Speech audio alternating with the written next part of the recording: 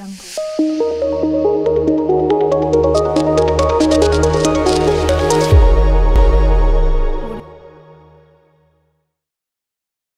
to Safe Space, a place for young women where real stories are shared, hard questions are answered, and growth begins.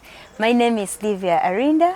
I'm a life coach, and I welcome you all to Safe Space.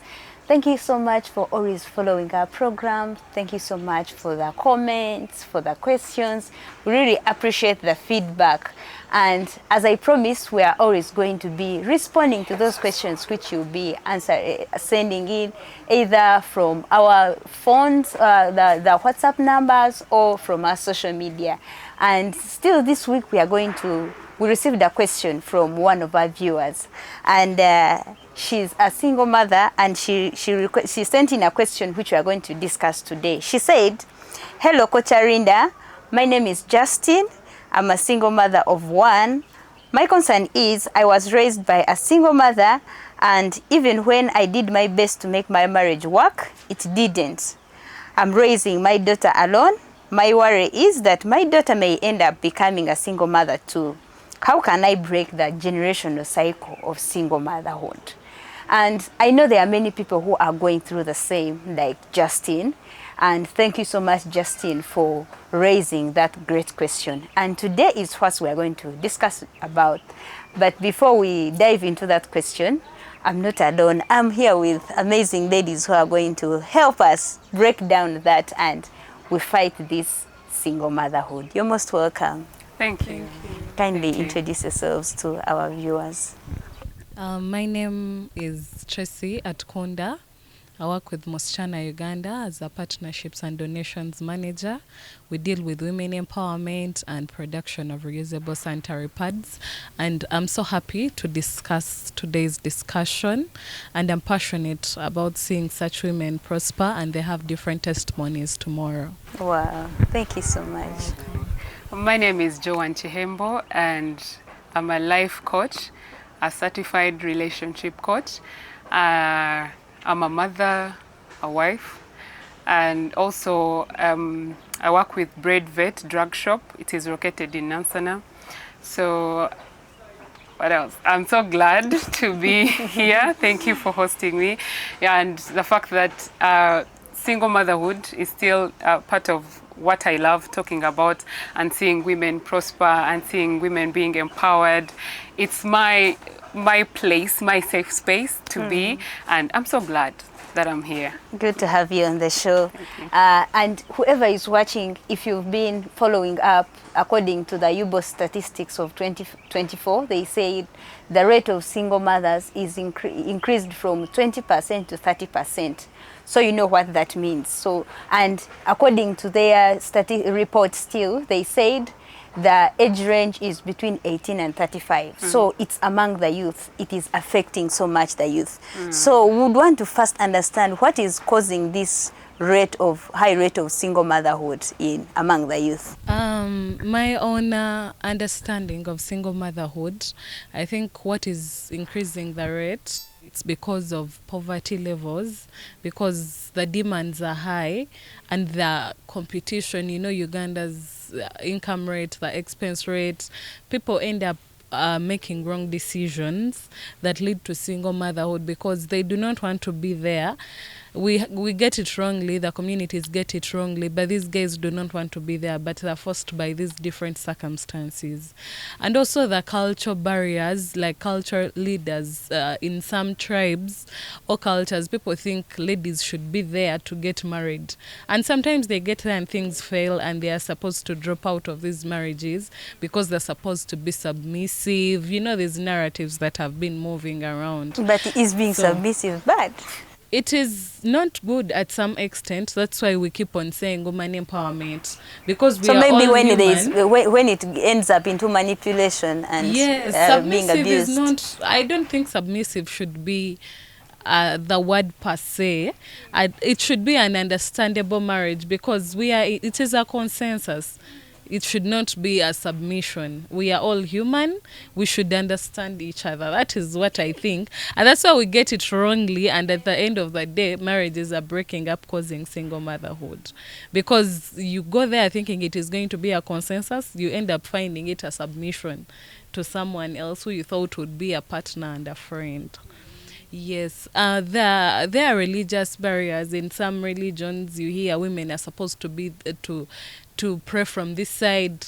The others are supposed to pray for this side. Women, when you're in your, let's say, in your menstruation period, you're unclean.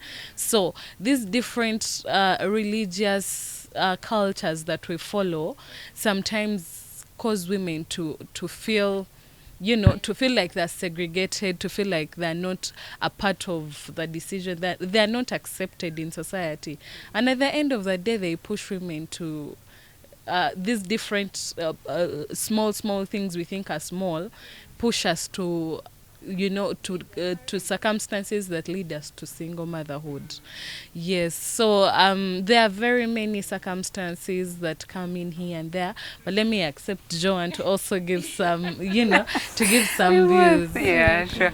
So why the rate is getting high, one thing I want to first acknowledge is the fact that some single mothers didn't want it. Maybe death happened, the father died, the father of the children died, and they are single mothers now. I was raised by a single mom who didn't want it that way, and it happened. But now, why there is a rate of high single motherhood, but then the husbands are there, or the boyfriends are there who got them pregnant, and especially for the youth, one thing that I've realized is the cultural tilt, like a culture shift that has happened. Nowadays, it is okay for a girl to have a child without any committed relationship. Why? A lot of things have happened, that some marriages, there are some where they're childless. So like just a culture says you would rather have a child than have a marriage without a child. Or we are running out of age. You're reaching 40, you're not yet in a committed They say at least relationship. First have a child. What if you die? Like what if you die? What if you die before you get married? You get married. When are you going to wait for the man who is committed? At least Just you've left get a child behind. So most of the men, elder men, are becoming fathers, fathers without any intention of getting married or committed to a relationship. And it's just culture, like a culture shift. Like a woman, I have money, I think I am not for marriage. We have coded ourselves with, I think I'm not for marriage. And it's better for me to just have a child. And then I'm not going to die and leave nothing behind. And especially when it comes to age, we are the ones who are putting it like age when you're 35 and you're not yet married, just find a child. So you end up being a single mother. And also where there is lack of emotional support. She said, the one who wrote to you, she said she was raised by a single mother. And you are a single mom right now. She's already a single mom. And then she has a daughter. So she's worried that the cycle is going to... It's not actually the cycle. You breaking the cycle is already the ups and downs of being a single mother. And so what the best way you can do is let it stop from me. Let it stop from me. I now know what I'm supposed to do. I lacked in my mom. When my mom was bringing me up, she told me how men are trash. She told me how men are this. And I have grown to want to change, but again, she has that in her mind that men are like this. They will leave you. They will leave you whenever they want. Always have plan B. So that in case of anything, you have where to start from. So she's getting into the marriage with, like, she's already like a commando of, in case of anything. They already have plan B. And in case of any small sign, then they are already looking at their plan B. That's true. And me, being raised by a single mom, I even actually told my husband, I know how to live alone. I can provide. I know how to live alone because I've seen my mom do all these things. But my mom has was I want this to be, I want to be the end of this single motherhood. I would not want to pray that your husband dies, but I want to pray that when you get into your marriage, it is going to do what?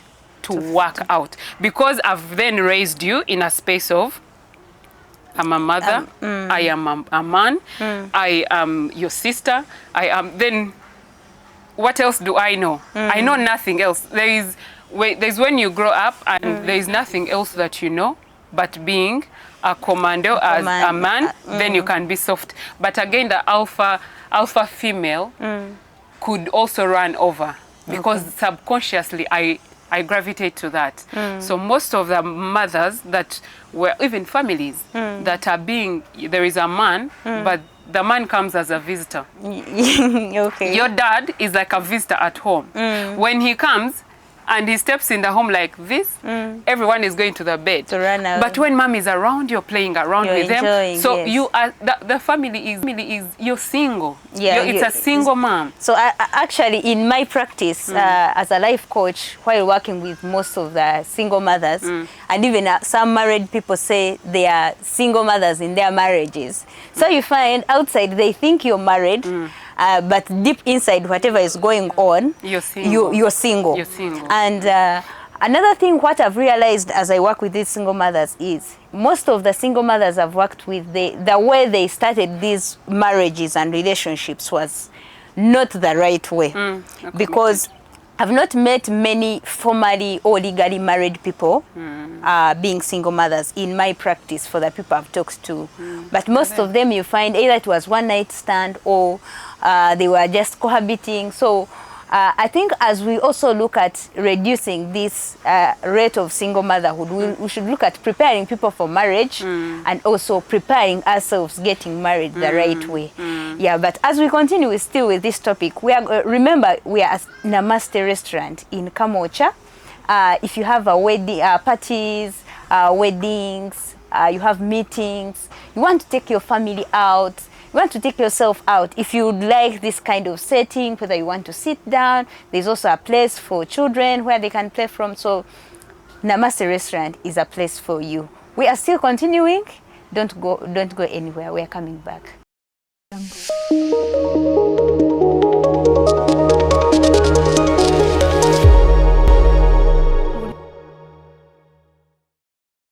Welcome back from our commercial break, and we are still continuing with the breaking the generational cycles of single motherhood. And single motherhood is something that is currently affecting our society, and if I believe wherever you are, when you look at your community, you must be seeing the number of single mothers increasing. Before we went for the commercial break, we were talking about the causes of single motherhood, what is making the rate of single motherhood increase, especially among the youth.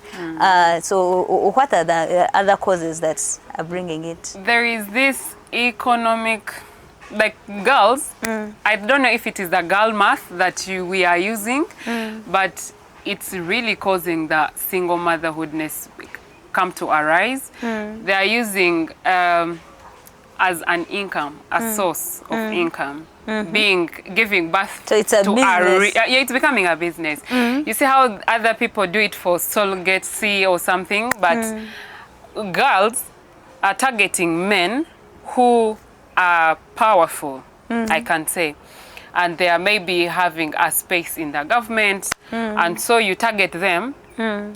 You get pregnant for them, and you're 100% sure that they are going to they will want to have their pride. They will want to have their stature with the name that they have built. Their name, to keep their the name. public image.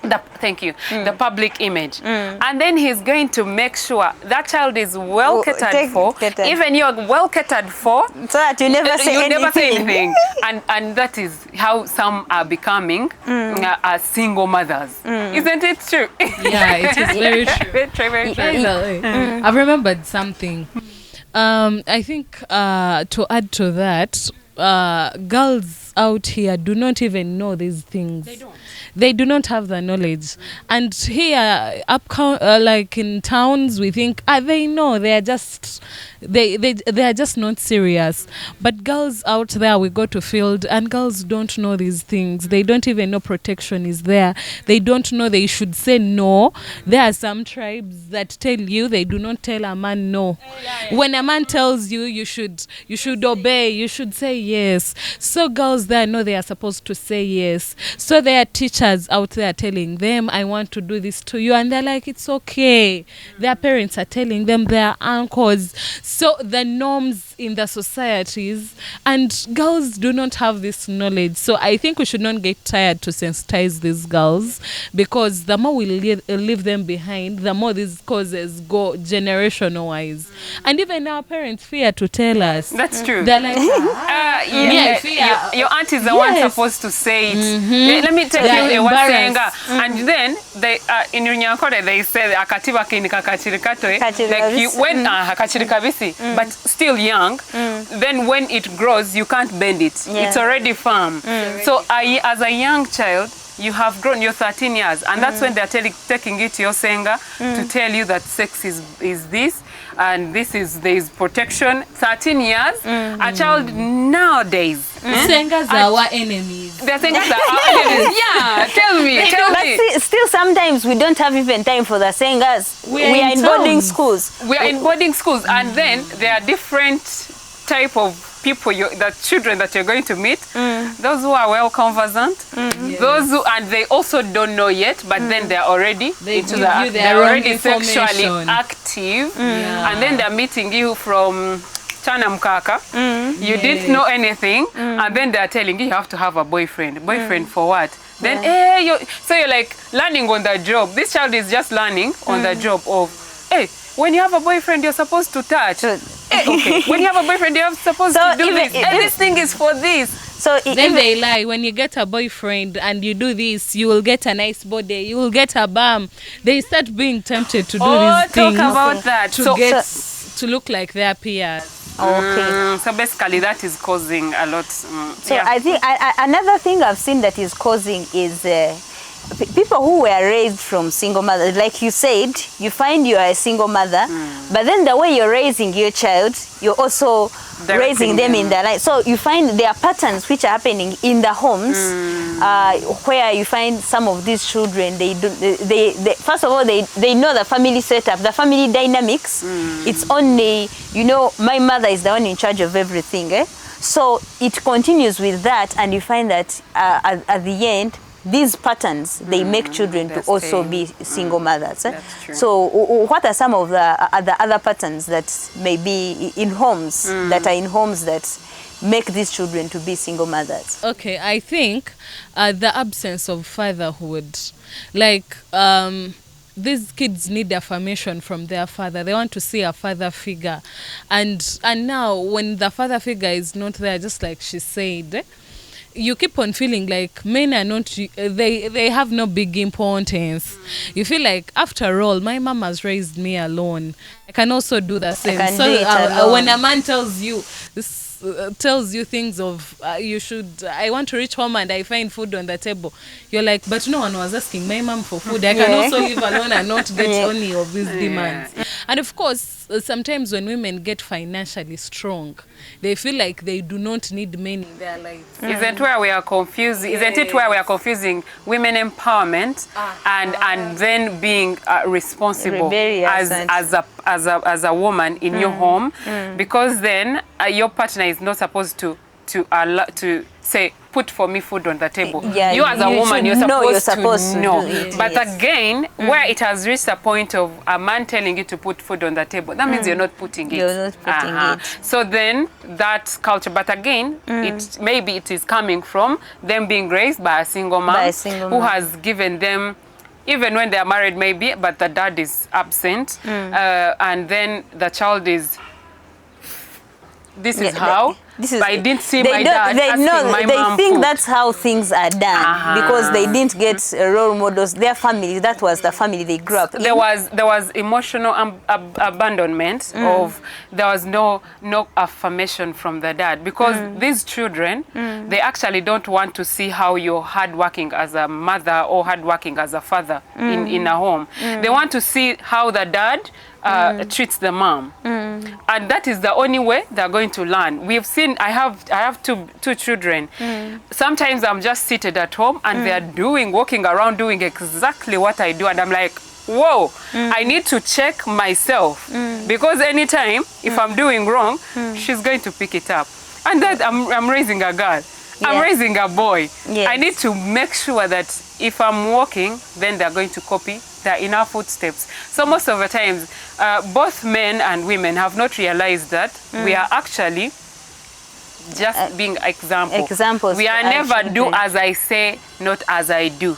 Because these children, they are just picking up one language that they are seeing, not hearing. Yeah. Because sometimes you're speaking, they're not hearing you. Half of the time you're like this, do this, do this. But then you are seated and they're wondering, wait, why does mommy want me to sweep when she's seated? When is the time you're telling them, get a kabloom, I get a broom, we sweep together. Then the next time you can say, you go and sweep. They know that they have seen you sweeping, they are going to sweep like you. So as a mother who is single right now, make sure that you don't want to raise a child who is single. Yeah, actually, another thing I've realized is sometimes single mothers, because they are trying to make ends meet, you find they are bringing different men at home.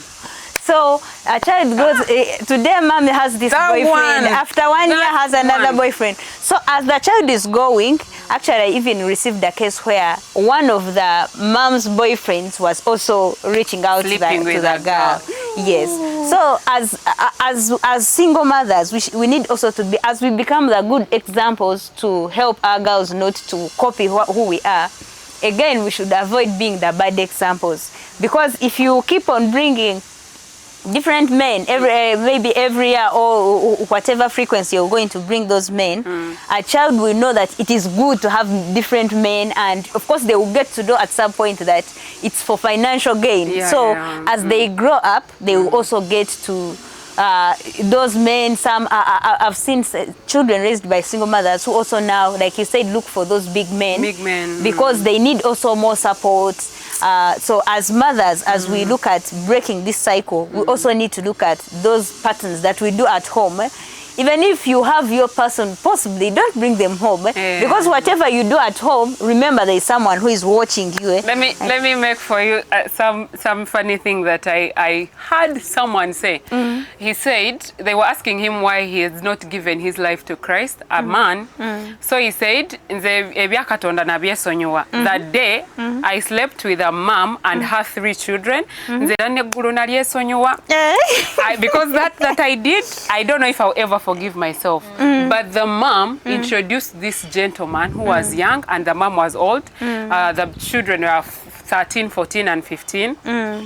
And so he said, this is a boy who helps me wash my car, wash this, and then he left them in the safe space with these children at her home.